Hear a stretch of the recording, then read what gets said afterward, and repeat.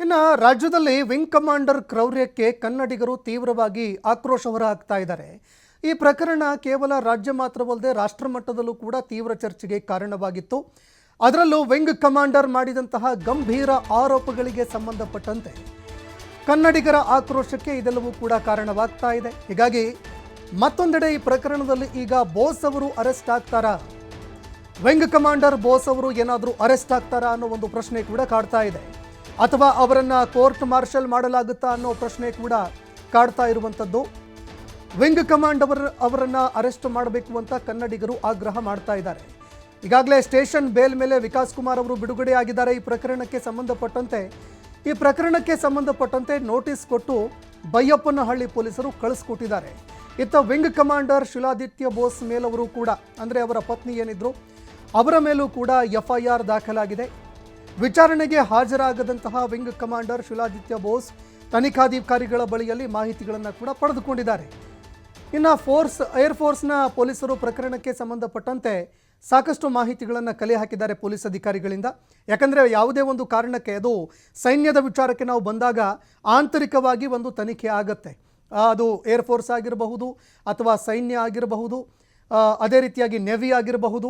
ಆ ಅಧಿಕಾರಿಗಳ ಮೇಲೆ ಯಾವುದಾದ್ರೂ ಒಂದು ನಾಗರಿಕರ ಒಂದು ಹಲ್ಲೆ ಪ್ರಕರಣಗಳು ಅಥವಾ ಯಾವುದಾದ್ರೂ ಒಂದು ಸಿವಿಲ್ ಮ್ಯಾಟರ್ಸ್ಗಳು ಅಂತ ಬಂದಾಗ ಅದಕ್ಕೆ ಸಂಬಂಧಪಟ್ಟಂತೆ ಆಂತರಿಕವಾಗಿ ಕೂಡ ಒಂದು ತನಿಖೆ ನಡೆಯುತ್ತೆ. ಹೀಗಾಗಿ ಏರ್ಫೋರ್ಸ್ ಅಧಿಕಾರಿಗಳು ಆಂತರಿಕ ತನಿಖೆ ಮಾಡುವಂತಹ ಸಾಧ್ಯತೆ ಕೂಡ ಇದೆ. CCTV ಪರಿಶೀಲನೆ ಮಾಡಿ ಏರ್ಫೋರ್ಸ್ ಅಧಿಕಾರಿಗಳು ಆ್ಯಕ್ಚುಲಿ ನಡೆದಿದ್ದು ಏನು ಅಂತ ಇದಕ್ಕೆ ಸಂಬಂಧಪಟ್ಟಂತೆ ಸಾಕಷ್ಟು ಮಾಹಿತಿಗಳನ್ನು ಕಲೆ ಹಾಕಿ ಹೋಗಿದ್ದಾರೆ. ಹೀಗಾಗಿ ಈ ಒಂದು ಪ್ರಕರಣಕ್ಕೆ ಸಂಬಂಧಪಟ್ಟಂತೆ ಯಾವ ವಿಂಗ್ ಕಮಾಂಡರ್ ಅವರು ಗಂಭೀರ ಆರೋಪ ಮಾಡಿದ್ರು ಆ ಆರೋಪಗಳಿಗೆ ಸಂಬಂಧಪಟ್ಟಂತೆ ಅವರೇ ಕೆಲಸ ಕಳೆದುಕೊಳ್ತಾರಾ ಅನ್ನುವಂತಹ ಒಂದು ಪ್ರಶ್ನೆ ಈಗ ಎದುರಾಗಿರುವಂಥದ್ದು. ಇನ್ನು ದೃಶ್ಯಾವಳಿಯಲ್ಲೂ ಕೂಡ ನೀವು ನೋಡ್ತಾ ಇದ್ದೀರಿ, ನಿನ್ನೆಯ ಒಂದು ಹಲ್ಲೆಯ ವಿಡಿಯೋ ಇದು. ನಿನ್ನೆ ಸ್ಕ್ವಾಡ್ರನ್ ಲೀಡರ್ ಮಧುಮಿತಾ ಮತ್ತು ವಿಂಗ್ ಕಮಾಂಡರ್ ಏನು ಹಲ್ಲೆ ಮಾಡಿದ್ದಾರೆ ಅಂತ ಹೇಳಲಾಗ್ತಾ ಇತ್ತು. ಆ ಒಂದು ಪ್ರಕರಣಕ್ಕೆ ಸಂಬಂಧಪಟ್ಟಂತೆ ಈಗ ಈ ಪ್ರಕರಣ ಇಡೀ ರಾಜ್ಯದಾದ್ಯಂತ, ರಾಷ್ಟ್ರದಾದ್ಯಂತ ಒಂದು ಆಕ್ರೋಶಕ್ಕೆ ಕಾರಣವಾಗಿತ್ತು. ಇದಕ್ಕೆ ಸಂಬಂಧಪಟ್ಟಂತೆ ಈಗ ಈ ಪ್ರಕರಣಕ್ಕೆ ಸಂಬಂಧಪಟ್ಟಂತೆ ಅವರ ಮೇಲೆ ಆ್ಯಕ್ಷನ್ ತೆಗೆದುಕೊಳ್ಬೇಕು ಅಂತ ಕನ್ನಡಿಗರು ತೀವ್ರವಾಗಿ ಆಕ್ರೋಶ ವ್ಯಕ್ತಪಡಿಸ್ತಾ ಇದ್ರು. ಹೀಗಾಗಿ ಈ ಹಲ್ಲೆ ನಡೆದಿರುವಂತಹ ಪ್ರಕರಣಕ್ಕೆ ಸಂಬಂಧಪಟ್ಟಂತೆ ಈಗ ಏರ್ಫೋರ್ಸ್ನ ಅಧಿಕಾರಿಗಳು ಕರ್ನಾಟಕಕ್ಕೂ ಕೂಡ ಆಗಮಿಸಿದ್ರು. ಇದಕ್ಕೆ ಸಂಬಂಧಪಟ್ಟಂತೆ ಕೆಲವು CCTV ಎವಿಡೆನ್ಸ್ಗಳು ಕೂಡ ಲಭ್ಯವಾಗಿತ್ತು. ಹಲ್ಲೆ ಮಾಡ್ತಾ ಇರುವಂತಹ ವಿಡಿಯೋ ಇದೆಯಲ್ಲ, ಆ ವಿಡಿಯೋಗಳನ್ನು ತೆಗೆದುಕೊಂಡು ಈಗ ವಿಂಗ್ ಕಮಾಂಡರ್ ಬೋಸ್ ಏನಿದ್ದಾರೆ ಅವರ ಮೇಲೆ ಕ್ರಮ ಕೈಗೊಳ್ಳೋದಕ್ಕೆ ಅಂತ ಅಧಿಕಾರಿಗಳು ಮುಂದಾಗುವಂತಹ ಸಾಧ್ಯತೆ ಇದೆ. ಇನ್ನು FIR ಕೂಡ ದಾಖಲಾಗಿತ್ತು. ಹೀಗಾಗಿ FIR ಹಾಕ್ಕೊಂಡಿರುವಂತಹ ಪೊಲೀಸರೇನಿದ್ದಾರೆ ಆ ಪೊಲೀಸರಿಂದ ಈಗ ಮಾಹಿತಿಗಳನ್ನು ಕೂಡ ಪಡೆದುಕೊಂಡಿದ್ದಾರೆ. ಮತ್ತೊಂದೆಡೆ ಆಂತರಿಕ ತನಿಖೆ ನಡೆಸುವ ಬಗ್ಗೆಯೂ ಕೂಡ ಏರ್ಫೋರ್ಸ್ ಅಧಿಕಾರಿಗಳು ಹೇಳಿದ್ದಾರೆ. ಹೀಗೆ ಇದೇ ಕಾರಣಕ್ಕಾಗಿ ಈ ಹಲ್ಲೆ ನಡೆದಿರುವಂತಹ ಒಂದು ದೃಶ್ಯಕ್ಕೆ ಸಂಬಂಧಪಟ್ಟಂತೆ ಎಲ್ಲ ಮಾಹಿತಿಗಳನ್ನು ಕಲೆ ಹಾಕಿರುವಂತಹ ಏರ್ಫೋರ್ಸ್ ಅಧಿಕಾರಿಗಳು CCTV ಫೂಟೇಜ್ಗಳು, ಯಾವಾಗ ಈ CCTV ಫೂಟೇಜ್ಗಳು ಹೊರಗಡೆ ಬಂದಿತ್ತು ಆಗ ವಿಂಗ್ ಕಮಾಂಡರ್ ಮಾಡಿದಂತಹ ಈ ಒಂದು ಅಮಾನವೀಯ ಕೃತ್ಯ ಏನಿದೆ ಇದಕ್ಕೆ ಸಂಬಂಧಪಟ್ಟಂತೆ ತೀವ್ರವಾಗಿ ಆಕ್ರೋಶಕ್ಕೆ ಗುರಿಯಾಗಿತ್ತು. ಇದಕ್ಕೆ ಸಂಬಂಧಪಟ್ಟಂತೆ ಖುದ್ದು ಏರ್ಫೋರ್ಸ್ ಈಗ ಆ್ಯಕ್ಷನ್ ಮೋಡ್ಗೆ ಬರ್ತಾ ಇದೆ. ಒಂದು ಆಂತರಿಕ ತನಿಖೆ ಮಾಡಿ ಅವರ ವಿರುದ್ಧ ಕ್ರಮ ಕೈಗೊಳ್ಳೋದಕ್ಕೆ ಅಂತ ಮುಂದಾಗ್ತಾ ಇದೆ. ಕನ್ನಡಿಗನ ಮೇಲೆ ವಿಂಗ್ ಕಮಾಂಡರ್ ಹಲ್ಲೆ ಮಾಡಿದಂತಹ ಕೇಸ್ಗೆ ಸಂಬಂಧಪಟ್ಟಂತೆ ನಾನು ಇದನ್ನು ಇಲ್ಲಿಗೆ ಬಿಡೋದಿಲ್ಲ ಅಂತ ವಿಕಾಸ್ ಅವರು ಹೇಳಿದ್ದಾರೆ. ಕಾನೂನು ಹೋರಾಟದ ಎಚ್ಚರಿಕೆಯನ್ನು ಇದೀಗ ವಿಕಾಸ್ ಅವರು ಕೊಟ್ಟಿದ್ದಾರೆ. ಘಟನೆಯಿಂದ ನನ್ನ ಕೆಲಸಕ್ಕೆ ತೀವ್ರವಾಗಿ ತೊಂದರೆಯಾಗಿದೆ. ನನಗೆ ತಂದೆ ಇಲ್ಲ, ನನ್ನ ತಾಯಿ, ನಾನು ಹಾಗೂ ನನ್ನ ತಾಯಿ ಇಬ್ಬರೇ ವಾಸ ಮಾಡ್ತಾ ಇರೋದು. ನನ್ನ ವಿರುದ್ಧ ವಿಂಗ್ ಕಮಾಂಡರ್ ಸುಳ್ಳು ದೂರು ಕೊಟ್ಟಿದ್ದಾರೆ. ಅವರು FIR ಮಾಡಿದ್ರಲ್ಲ ಅದು ಕೂಡ ಸುಳ್ಳು. ಹೀಗಾಗಿ ಇದರಿಂದ ನಾನು ತೀವ್ರ ಸಮಸ್ಯೆ ಎದುರಿಸಿದ್ದೀನಿ. ಪೊಲೀಸರು ಸೂಕ್ತ ತನಿಖೆ ನಡೆಸುವ ಒಂದು ಭರವಸೆ ಕೊಟ್ಟಿದ್ದಾರೆ. ನನಗೆ ಅನ್ಯಾಯ ಆಗಿದೆ, ಹೀಗಾಗಿ ನ್ಯಾಯ ಸಿಗುವ ಭರವಸೆ ಇದೆ ಅಂತ ವಿಕಾಸ್ ಅವರು ಹೇಳಿದ್ದಾರೆ. ಇನ್ನು ನನ್ನ ಪರವಾಗಿ ನಿಂತವರಿಗೆ ಧನ್ಯವಾದ ಅಂತ ವಿಕಾಸ್ ಅವರು ಒಂದು ವಿಡಿಯೋ ಸ್ಟೇಟ್ಮೆಂಟ್ ಕೊಟ್ಟಿದ್ದಾರೆ.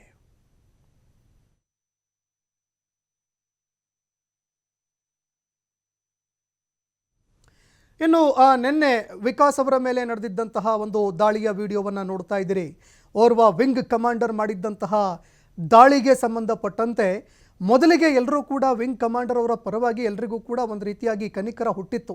ಆದರೆ ಅವರು ದಾಳಿ ಮಾಡಿರುವಂಥದ್ದು ಇದೆಯಲ್ಲ, ಅದರಲ್ಲೂ ಕೂಡ ನಾಗರಿಕರ ಮೇಲೆ, ಸಾಮಾನ್ಯ ನಾಗರಿಕರ ಮೇಲೆ ಅವರು ಹಲ್ಲೆ ಮಾಡಿರುವಂಥದ್ದನ್ನು ನೋಡಿದ್ರೆ ಯಾರೋ ಒಬ್ಬ WWF ಅಥವಾ ಬಾಕ್ಸರೋ ಕಿಕ್ ಬಾಕ್ಸರು ಯಾವ ರೀತಿಯಾಗಿ ಹಲ್ಲೆ ಮಾಡ್ತಾರೆ ಆ ರೀತಿಯಾಗಿ ಪಂಚ್ ಮಾಡಿರುವಂಥದ್ದು ಈ ದೃಶ್ಯಾವಳಿಯಲ್ಲಿ ಕಂಡು ಬಂದಿತ್ತು. ಇದಕ್ಕೆ ಸಂಬಂಧಪಟ್ಟಂತೆ FIR ಕೂಡ ದಾಖಲಾಗಿತ್ತು. ಇಡೀ ರಾಜ್ಯದಾದ್ಯಂತ ತೀವ್ರವಾಗಿ ಆಕ್ರೋಶಕ್ಕೆ ಕಾರಣವಾಗಿತ್ತು. ರಾಷ್ಟ್ರ ಮಟ್ಟದಲ್ಲೂ ಕೂಡ ಈ ವಿಚಾರ ಚರ್ಚೆಗೆ ಕಾರಣವಾಯಿತು. ಒಬ್ಬ ವಿಂಗ್ ಕಮಾಂಡರು, ಟ್ರೈನ್ಡ್ ಮಿಲಿಟೆಂಟು ಸಾರ್ವಜನಿಕರ ಮೇಲೆ, ನಾಗರಿಕರ ಮೇಲೆ ಈ ರೀತಿಯಾಗಿ ಹಲ್ಲೆ ಮಾಡೋದಕ್ಕೆ ಹೇಗ್ರಿ ಸಾಧ್ಯ? ಕಾಮನ್ ಸೆನ್ಸ್ ಇರೋದಿಲ್ವಾ? ಈ ರೀತಿಯಾಗಿ ಸಾಕಷ್ಟು ಟೀಕೆಗಳು ವ್ಯಕ್ತವಾಯಿತು. ಅದಾದ ನಂತರ ಏನು ಪ್ರಕರಣ ದಾಖಲಾಯಿತು, ಪ್ರಕರಣಕ್ಕೆ ಸಂಬಂಧಪಟ್ಟಂತೆ ಈಗ ವಿಂಗ್ ಕಮಾಂಡರ್ ಬೋಸ್ ಏನಿದ್ದಾರೆ ಅವರು ಮತ್ತು ಅವರ ಪತ್ನಿ ಏನಿದ್ರು ಇವರ ಮೇಲೆ ಆ ಪ್ರಕರಣ ಕೂಡ ದಾಖಲಾಗಿರುವಂಥದ್ದು. ಅದೇ ರೀತಿಯಾಗಿ ಪ್ರಕರಣಕ್ಕೆ ಸಂಬಂಧಪಟ್ಟಂತೆ ಈಗ ಈ ರೀತಿಯಾಗಿ ನಾಗರಿಕರ ಮೇಲೆ ಹಲ್ಲೆ ಮಾಡಿರುವಂತಹ ಪ್ರಕರಣ ಆಗಿರೋದ್ರಿಂದಾಗಿ ಕೋರ್ಟ್ ಮಾರ್ಷಲ್ ಮಾಡಲಾಗುತ್ತೆ ಅನ್ನೋ ಮಾಹಿತಿಗಳು ಆಗ್ತಾ ಇದೆ. ಹೀಗಾಗಿ ಬೋಸ್ ಅವರು ತಮ್ಮ ಕೆಲಸ ಕಳೆದುಕೊಳ್ಳಬಹುದು. ವಿಂಗ್ ಕಮಾಂಡರ್ ಬೋಸ್ ಅವರೇನಿದ್ದಾರೆ, ಶಿಲಾದಿತ್ಯ ಬೋಸ್ ಅವರು ಈಗ ತಮ್ಮ ಕೆಲಸವನ್ನು ಕಳೆದುಕೊಳ್ಳಬಹುದು. ಆಂತರಿಕ ತನಿಖೆ ನಡೆಯುತ್ತೆ ಅನ್ನುವಂತಹ ಮಾಹಿತಿಗಳು ಲಭ್ಯವಾಗ್ತಾ ಇದೆ. ಹೀಗಾಗಿ ಇದಕ್ಕೆ ಸಂಬಂಧಪಟ್ಟಂತೆ ಏರ್ಫೋರ್ಸ್ ಯಾವ ಕ್ರಮ ಕೈಗೊಳ್ಳುತ್ತೆ ಅನ್ನುವಂಥದ್ದನ್ನು ಕಾದು ನೋಡಬೇಕಾಗತ್ತೆ. ನನ್ನ ಹೆಸರು ವಿಕಾಸ್ ಅಂತ. ಈಗಾಗಲೇ ನೀವೆಲ್ಲರೂ ನ್ಯೂಸಲ್ಲೆಲ್ಲ ಕಡೆ ನನ್ನ ಬಗ್ಗೆ ನೋಡಿದ್ದೀರಾ. ಇವಾಗ ನಿನ್ನೆ ಬೆಳಿಗ್ಗೆ, ಸೋಮವಾರ ಬೆಳಿಗ್ಗೆ ಒಂದು 6:20 ಆಗಿರೋವಂಥ ಘಟನೆ, ನಾಗವರಪಾಳ್ಯ ಬೈಯಪ್ಪನಹಳ್ಳಿ ಇದ್ರ ಹತ್ರ ಆಗಿರೋ ಘಟನೆ ಬಗ್ಗೆ ನೀವೆಲ್ಲ ಆಲ್ರೆಡಿ ನೋಡ್ತಾ ಇದ್ದೀರಾ. ನಾನು ಈ ವಿಡಿಯೋ ಏನಕ್ಕೆ ರೆಕಾರ್ಡ್ ಮಾಡ್ತಾ ಇದ್ದೀನಿ ಅಂತ ಅಂದರೆ, ನನಗೆ ಇವಾಗ ಫಸ್ಟ್ ಆಫ್ ಆಲ್ ನಾನು ಥ್ಯಾಂಕ್ಸ್ ಹೇಳಕ್ಕೆ ಈ ವಿಡಿಯೋ ರೆಕಾರ್ಡ್ ಮಾಡ್ತಾ ಇರೋದು ಎಲ್ಲ ಕನ್ನಡ ಮೀಡಿಯಾಗೆ, ಎಲ್ಲ ಕನ್ನಡ ಪರ ಸಂಘಟನೆಗಳಿಗೂ ಥ್ಯಾಂಕ್ಸ್ ಹೇಳ್ತಾ ಇದ್ದೀನಿ ನಾನು. ಸಾರಿ, ನಾನು ಮಾತಾಡ್ತಿರೋದು ಸ್ವಲ್ಪ ಸ್ಪಷ್ಟ ಇಲ್ಲ ಅಂದರೆ ಅಡ್ಜಸ್ಟ್ ಮಾಡ್ಕೊಳ್ಳಿ. ನನಗಾಗಿರೋ ಇಂಜುರಿಯಿಂದ ನನಗೆ ಬಾಯಿ ಮೂವ್ಮೆಂಟ್ ಸರಿ ಮಾಡೋಕ್ಕಾಗ್ತಿಲ್ಲ. ಹಂಗಾಗಿ ನಾನು ಸರಿ ಸ್ಪಷ್ಟವಾಗಿ ಕೆಲವೊಂದು ಪದಗಳು ಬಂದಿರೋದ್ರೆ ಕ್ಷಮಿಸಿ. ಸೊ ಫಸ್ಟ್ ಆಫ್ ಆಲ್ ನಾನು ಅಡ್ವೊಕೇಟ್ ಅಜಯ್ ಕುಮಾರ್ ಅವ್ರಿಗೆ ಧನ್ಯವಾದ ಹೇಳ್ತೀನಿ. ಆಮೇಲೆ ಅರುಣ್ ಕುಮಾರ್, ಸೋಷಲ್ ವರ್ಕರ್ ಅವರು ನನ್ನ ಪರ ಬಂದು ನಿನ್ನೆ ನೈಟಿಂದ ಅಜಯ್ ಕುಮಾರ್ ಅವರು, ಆಮೇಲೆ ಅರುಣ್ ಕುಮಾರ್ ಅವರು ನಿನ್ನೆ ನೈಟಿಂದ ಅವರು ಸ್ಟೇಷನಲ್ಲೇ ಇದ್ದರು, ಬೈಯಪ್ಪನಹಳ್ಳಿ ಪೊಲೀಸ್ ಸ್ಟೇಷನಲ್ಲಿ. ಆಮೇಲೆ ನಾರಾಯಣ್ ಗೌಡ ಅವರು, ಆಮೇಲೆ ಅಶ್ವಿನಿ ಗೌಡ ಅವರಿಗೆ ಎಲ್ಲ ತುಂಬ ಧನ್ಯವಾದಗಳು ಹೇಳ್ತೀನಿ. ಎಲ್ಲ ಕನ್ನಡ ಸಂಘಗಳಿಗೆ, ಆಮೇಲೆ ಎಲ್ಲ ಮೀಡಿಯಾಗಳಿಗೂ ತುಂಬ ಧನ್ಯವಾದಗಳು ಹೇಳ್ತೀನಿ. ಇದು ಎಲ್ಲಕ್ಕಿಂತ ಹೆಚ್ಚಿನದಾಗಿ ನಾನು ಬೈಯಪ್ಪನಹಳ್ಳಿ ಪೊಲೀಸ್ ಸ್ಟೇಷನ್ ಸಿಬ್ಬಂದಿ ಏನಿದಾರಲ್ಲ ಅವ್ರಿಗೆ ನಾನು ದೊಡ್ಡ ಥ್ಯಾಂಕ್ಸ್ ಹೇಳ್ತೀನಿ. ನಂಗೆ ನಿಜ ಹೇಳ್ಬೇಕಂದ್ರೆ ನನ್ನನ್ನು ಅವರು ತುಂಬ ಚೆನ್ನಾಗಿ ನೋಡ್ಕೊಂಡಿದ್ದಾರೆ. ಅವರು ನನ್ನ ಮೇಲೆ ಯಾವುದೇ ಇದಾಗಲಿ ನಾನು ತುಂಬ ಚೆನ್ನಾಗಿ ನೋಡ್ಕೊಂಡಿದ್ದಾರೆ. ಅವರು ಒಬ್ಬ ವಿಕ್ಟಿಮ್ ಯಾವ ಸ್ಥಿತಿಯಲ್ಲಿದ್ದಾಗ ಹೆಂಗೆ ನೋಡ್ಕೋಬೇಕು ಹಂಗೆ ನೋಡ್ಕೊಂಡಿದ್ದಾರೆ. ನನಗೆ ಮೆಡಿಕಲ್ ಅಸಿಸ್ಟೆನ್ಸ್ ಕೊಟ್ಟಿದ್ದಾರೆ. ಆಮೇಲೆ ನನ್ನ ಸೈಡದ್ದು ಸ್ಟೋರಿನೂ ಕೇಳಿಸ್ಕೊಂಡಿದ್ದಾರೆ. ಆಮೇಲೆ ನನ್ನ ಕಡೆಯಿಂದನೂ ಒಂದು ಕಂಪ್ಲೇಂಟ್ ತೊಗೊಂಡಿದ್ದಾರೆ ಅವರು. ಸೊ ಬೈಯಪ್ಪನಹಳ್ಳಿ ಪೊಲೀಸ್ ಸ್ಟೇಷನ್ ಸಿಬ್ಬಂದಿಗಳಿಗೆ ನಾನು ದೊಡ್ಡ ತುಂಬ ಥ್ಯಾಂಕ್ಸ್ ಹೇಳ್ತೀನಿ ನಾನು. ಆಮೇಲೆ ಮಾನ್ಯ ಮುಖ್ಯಮಂತ್ರಿ ಸಿದ್ದರಾಮಯ್ಯ ಅವರು ಇದಕ್ಕೆ ಸ್ಪಂದನೆ ಕೊಟ್ಟಿರೋದಕ್ಕೂ ನಾನು ತುಂಬ ಖುಷಿ ಆಗ್ತಾಯಿದೆ. ನಾನು ಸದ್ಯಕ್ಕೆ ನಾನು ಏನು ಹೇಳ್ಬೇಕಂದ್ರೆ, ನನ್ನ ಕೆಲ್ಸಕ್ಕೆ ತುಂಬ ಎಫೆಕ್ಟ್ ಆಗಿದೆ. ನನ್ನ ತಂದೆಯವರು 2 ವರ್ಷದಿಂದ ತೀರ್ಕೊಂಡಿರೋದು, ನನ್ನ ತಾಯಿ ಇಬ್ಬರೇ ಇರೋದು. ಸೊ ನನ್ನ ಕೆಲಸ ಮಾಡಿ ನನ್ನ ತಾಯಿ ನೋಡ್ಕೊತಿದ್ದೆ. ಇವಾಗ ಕೆಲಸಕ್ಕೂ ಎಫೆಕ್ಟ್ ಆಗಿದೆ. ನಾನು ಇದನ್ನು ಇಲ್ಲಿಗೆ ಬಿಡಲ್ಲ. ನಾನು ಸ್ವಲ್ಪ ಫಿಸಿಕಲಿ ಸ್ವಲ್ಪ ಸ್ಟ್ರೈನ್ ಆಗಿ ಮೆಂಟಲಿ ಸ್ಟ್ರೆಸ್ ಆಗಿರೋದ್ರಿಂದ ನಾನೊಂದು ದಿನ ರೆಸ್ಟ್ ಬೇಕನ್ನಿಸ್ತಾ ಇದೆ.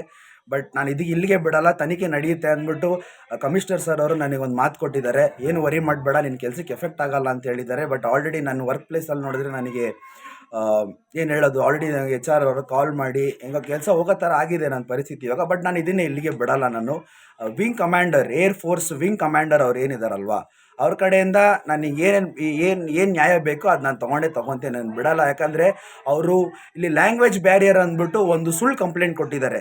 ಸೊ ನಾನು ಬೇಕಾದ್ರೆ ಆನೆಸ್ಟಾಗಿ ಹೇಳ್ತೀನಿ, ನಾನು ಮೋರ್ ದೆನ್ 5 ಲ್ಯಾಂಗ್ವೇಜ್ ಮಾತಾಡ್ತೀನಿ. ಕನ್ನಡ, ಇಂಗ್ಲೀಷ್, ಹಿಂದಿ, ತಮಿಳ್, ತೆಲುಗು 5 ಲ್ಯಾಂಗ್ವೇಜು ಬರುತ್ತೆ. ಸೊ ನಾನು ಬೆಂಗಳೂರಲ್ಲಿ ಹುಟ್ಟಿ ಬೆಳೆದಿರೋದು, ಬೆಂಗಳೂರಲ್ಲಿ ಜೀವನ ಮಾಡ್ತಿರೋದು. ಸೊ ಒಂದು ಭಾಷೆಯಲ್ಲಿ ಇಲ್ಲಿ ಜೀವನ ನಡೆಸೋದು ಕಷ್ಟ ಆಗೋದ್ರಿಂದ ನಾನು 5ರಿಂದ 6 ಭಾಷೆ ಕಲ್ತಿದ್ದೀನಿ. ಸೊ ಅವರೊಂದು ಫಾಲ್ಸ್ ಕೇಸ್ ಕೊಟ್ಬಿಟ್ಟು ಅವರೇ ನನ್ನ ಮೇಲೆ ಹಲ್ಲೆ ಮಾಡಿ ಈ ಥರ ಮಾಡಿರೋದು. But first and foremost Ajay Kumar, Arun Kumar, ಆಮೇಲೆ ಎಲ್ಲ ಸಂಘಗಳಿಗೆ, ಆಮೇಲೆ ನಾರಾಯಣ್ ಗೌಡ ಸರು, ಆಮೇಲೆ ಅಶ್ವಿನಿ ಗೌಡ ಮೇಡಮು, ಸಿದ್ದರಾಮಯ್ಯ ಸರು, ಆಮೇಲೆ ಹೋಮ್ ಮಿನಿಸ್ಟರ್ ಪರಮೇಶ್ವರ್ ಸರು, ಆಮೇಲೆ ಬೈಯಪ್ಪನಹಳ್ಳಿ ಪೊಲೀಸ್ ಸ್ಟೇಷನ್, ನಿಮ್ಮೆಲ್ಲರಿಗೂ ತುಂಬ ಧನ್ಯವಾದಗಳು. ನನಗಿದೊಂದು ದಿನ ನಾನು ರೆಸ್ಟ್ ಮಾಡಬೇಕು. ನಾನು ತುಂಬ ಮೆಂಟಲಿ ಸ್ಟ್ರೆಸ್ ಆಗಿ ಹೋಗ್ಬಿಟ್ಟಿದ್ದೀನಿ. ಸ್ವಲ್ಪ ಮೆಡಿಕಲ್ ಎಮರ್ಜೆನ್ಸಿ ಬೇಕಂತ ಅನಿಸ್ತಾ ಇದೆ. ನನ್ನ ದವಡೆ ಎಲ್ಲ ಊದ್ಕೊಂಡು ನಾನು ಸರಿ ಊಟನೂ ಮಾಡೋಕ್ಕಾಗಿಲ್ಲ ಅಂದರೂ ಪರವಾಗಿಲ್ಲ. ಬಟ್ ನನಗೆ ಯಾವ ಥರ ಫುಡ್ ಬೇಕಂತ ಕೇಳಿ ಬೈಯಪ್ಪನಹಳ್ಳಿ ಸ್ಟೇಷನ್ ಪೊಲೀಸ್ ಸಿಬ್ಬಂದಿಗಳು ನನ್ನ ತಂದುಕೊಟ್ಟು ನನಗೆ ಮೆಡಿಕಲ್ ಎಮರ್ಜೆನ್ಸಿ ಎಲ್ಲ ಕೊಟ್ಟು ಎಲ್ಲ ನೋಡ್ಕೊಂಡಿದ್ದಾರೆ. ಹಂಗಾಗಿ ನಾನು ಈ ಮಾತನ್ನು ಮುಗಿಸ್ತಾ ಇದ್ದೀನಿ. Thank you. ನನ್ನ ಹೆಸರು ವಿಕಾಸ್ ಅಂತ. ಈಗಾಗಲೇ ನೀವೆಲ್ಲರೂ ಸೋಮವಾರ ಬೆಳಿಗ್ಗೆ ಒಂದು 6:20 ಆಗಿರೋವಂಥ ಘಟನೆ, ನಾಗವರಪಾಳ್ಯ ಬೈಯಪ್ಪನಹಳ್ಳಿ ಇದ್ರ ಹತ್ರ ಆಗಿರೋ ಘಟನೆ ಬಗ್ಗೆ ನೀವೆಲ್ಲ ಆಲ್ರೆಡಿ ನೋಡ್ತಾ ಇದ್ದೀರಾ. ನಾನು ಈ ವಿಡಿಯೋ ಏನಕ್ಕೆ ರೆಕಾರ್ಡ್ ಮಾಡ್ತಾ ಇದ್ದೀನಿ ಅಂತ ಅಂದರೆ, ಈ ಬಗ್ಗೆ ಮತ್ತಷ್ಟು ಮಾಹಿತಿ ಕೊಡ್ತಾರೆ ಪ್ರತಿನಿಧಿ ಸಂತೋಷ್ ಪಟೇಲ್ ನೇರ ಸಂಪರ್ಕದಲ್ಲಿ ಇದ್ದಾರೆ. ಸಂತೋಷ್ ಪಟೇಲ್, ಕೇವಲ ಕರ್ನಾಟಕ ಮಾತ್ರವಲ್ಲ, ರಾಷ್ಟ್ರಮಟ್ಟದಲ್ಲೂ ಕೂಡ ಈ ವಿಚಾರ ತೀವ್ರ ಟೀಕೆಗೆ ಗುರಿಯಾಯಿತು. ಅದರಲ್ಲೂ ಕೂಡ ಸೇನೆ ಅಂತಂದರೆ ತುಂಬ ಗೌರವ ಇರುತ್ತೆ ನಮಗೆ. ಒಬ್ಬ ಸೇನಾಧಿಕಾರಿ, ಅದರಲ್ಲೂ ಕೂಡ ವಿಂಗ್ ಕಮಾಂಡರ್ ಅಂತ ಅನಿಸ್ಕೊಂಡಿರುವಂತಹ ವ್ಯಕ್ತಿ ನಡು ರೋಡಲ್ಲಿ ಅಮಾನುಷ್ಯವಾಗಿ ಹಲ್ಲೆ ಮಾಡ್ತಾ ಇರುವಂತಹ ಘಟನೆ ತೀವ್ರ ಖಂಡನೆಗೆ ವ್ಯಕ್ತವಾಗ್ತಾ ಇದೆ. ಅದೇ ರೀತಿಯಾಗಿ ಪ್ರಕರಣ ಕೂಡ ದಾಖಲಾಗ್ತಾ ಇದೆ. ಈ ಬಗ್ಗೆ ಮತ್ತಷ್ಟು ಮಾಹಿತಿ ಕೊಡೋದಾದರೆ ಸಂತೋಷ್, ಏನು ಇದೊಂದು ಪ್ರಕರಣವನ್ನು ಗಮನಿಸ್ತಾ ಹೋದರೆ ಒಂದು ರೋಡ್ ರೇಜ್ ಸಾಮಾನ್ಯ ಪ್ರಕರಣವಾಗಿ ನಾವು ಪರಿಗಣನೆ ಮಾಡಬೇಕಾಗುತ್ತೆ. ಆದರೆ ಅದರ ದಿಕ್ಕುಗಳು ಬದಲಾಗ್ತಿರುವಂಥದ್ದು ಯಾವ ಕಾರಣಕ್ಕೆ ಅನ್ನೋದು ಪೊಲೀಸರ ತನಿಖೆಯಿಂದಷ್ಟೇ ಹೊರಬರಬೇಕಾಗುತ್ತೆ. ಯಾಕೆಂದರೆ ಸಡನ್ ಪ್ರೊವೊಕೇಶನ್ ಅಂತ ನಾವೇನು ಹೇಳ್ತೀವಿ, ದಾರಿ ಮಧ್ಯೆ ಹೋಗುವಂಥ ಸಂದರ್ಭದಲ್ಲಿ ಆಗುವಂಥ ಸಡನ್ ಪ್ರೊವೊಕೇಶನ್ಸ್ಗೆ ಇಂತಹ ಜಗಳಗಳಾಗುವಂಥದ್ದು. ನಿನ್ನೆ ಕೂಡ ಇದೇ ರೀತಿ ಆಗಿರುವಂಥದ್ದು. ವಿನ್ ಕಮಾಂಡರ್ ಏನಿದ್ದಾನೆ ಶೀಲಾದಿತ್ಯ ಬೋಸ್, ಈತ ಮತ್ತು ಆತನ ಪತ್ನಿ ಕಾರ್ನಲ್ಲಿ ಹೋಗುವಾಗ ವಿಕಾಸ್ ಕೂಡ ಬೈಕ್ನಲ್ಲಿ ಹೋಗ್ತಾ ಇರ್ತಾನೆ. ಆಗ ಕಾರ್ಗೆ ಟಚ್ ಆಗುವಂಥದ್ದು ಸಾಮಾನ್ಯವಾಗಿ ಬೆಂಗಳೂರು ಟ್ರಾಫಿಕ್ನಲ್ಲಿ ವೆಹಿಕಲ್ಗಳಿಗೆ ಹೊಂದಿಕೊಂಡು ಟಚ್ ಆಗುವಂಥದ್ದು ಸಾಮಾನ್ಯವಾಗಿರುತ್ತೆ. ಆದರೆ ಇದನ್ನು ಸೀರಿಯಸ್ ಆಗಿ ತೆಗೆದುಕೊಂಡಿರುವಂಥದ್ದು ಇತ್ತ ವಿಕಾಸ್ ಕೂಡ ಹೀಗಾಗಿ ತೆಗೆದುಕೊಂಡಿರುವಂಥದ್ದು. ಅತ್ತ ಶೀಲಾದಿತ್ಯನಾಥ್ ಬೋಸ್ ಏನಿದ್ದಾನೆ ಆತನು ಕೂಡ ಸೀರಿಯಸ್ ಆಗಿ ಈಗೋಯಿಸ್ಟಿಕ್ ಆಗಿ ತೆಗೆದುಕೊಂಡಿದ್ದಾನೆ. ಸೊ ಯಾವಾಗ ಅವರ ಕಾರ್ಗೆ ಬೈಕ್ ಟಚ್ ಆಗುತ್ತೆ ಆ ಸಂದರ್ಭದಲ್ಲಿ ಆಕೆ ಆತನಿಗೆ ಕೈ ಸನ್ನೆಯಲ್ಲಿ ಬೈಯುವಂಥದ್ದು. ಇದನ್ನು ಆತ ಮತ್ತೆ ವಾಪಸ್ ಹೋಗಿ ಪ್ರಶ್ನೆಯನ್ನು ಮಾಡ್ತಾನೆ. ಪ್ರಶ್ನೆ ಮಾಡುವಂಥ ಸಂದರ್ಭದಲ್ಲಿ ಇಬ್ಬರಿಗೂ ಕೂಡ ಮಾತಿಗೆ ಮಾತು ಬೆಳೆದು ಜಗಳ ಶುರುವಾಗುವಂಥದ್ದು.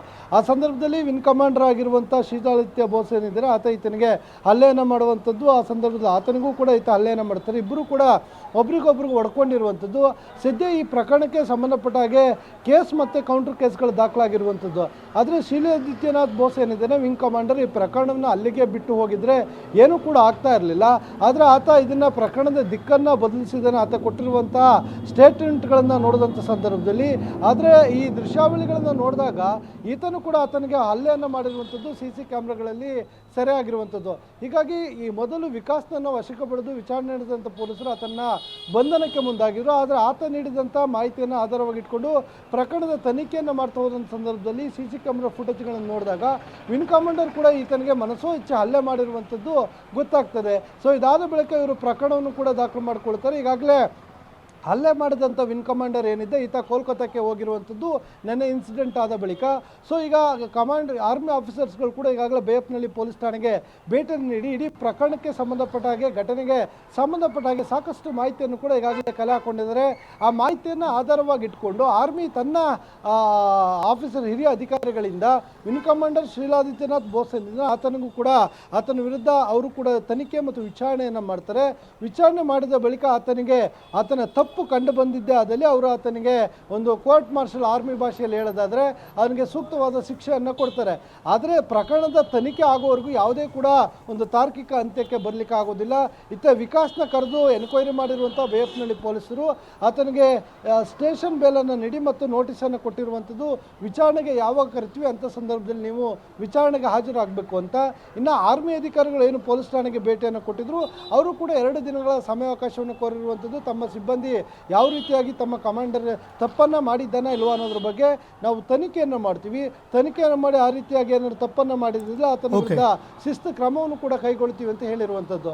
ಇನ್ನು ಬೇಯಪ್ನಹಳ್ಳಿ ಪೊಲೀಸರು ಕೂಡ ಹಿರಿಯ ಅಧಿಕಾರಿಗಳಿಂದ ಡಿಸ್ಕಷನ್ ಅನ್ನು ಮಾಡಿದ ನಂತರ ಆತನ ವಿರುದ್ಧ ಕೊಲೆಯತ್ನ ಪ್ರಕರಣ ದಾಖಲಾಗಿರುವ ಹಿನ್ನೆಲೆಯಲ್ಲಿ ಆತನನ್ನು ಬಂಧನವನ್ನು ಮಾಡ್ತಾರಾ ಇಲ್ಲ ಪ್ರಕರಣದ ತನಿಖಾ ವೇಳೆಯಲ್ಲಿ ಉದ್ದೇಶ ಪ್ರಮುಖವಾಗಿರುತ್ತೆ. ಈತ ಹತ್ಯೆ ಮಾಡುವ ಉದ್ದೇಶದಲ್ಲಿ ಮಾಡಿಲ್ಲ, ಇದು ಸಡನ್ ಪ್ರೊವೊಕೇಶನ್ ಆಗಿರುವ ಹಿನ್ನೆಲೆಯಲ್ಲಿ ಪ್ರಕರಣವನ್ನು ಅಲ್ಲಿಗೆ ಕೈ ಬಿಡ್ತಾರಾ ಅನ್ನೋದನ್ನ ನಾವು ಕಾಯ್ದು ನೋಡಬೇಕಾಗುತ್ತೆ. ಸಂತೋಷ್. ಓಕೆ, ಧನ್ಯವಾದಗಳು ಸಂತೋಷ್.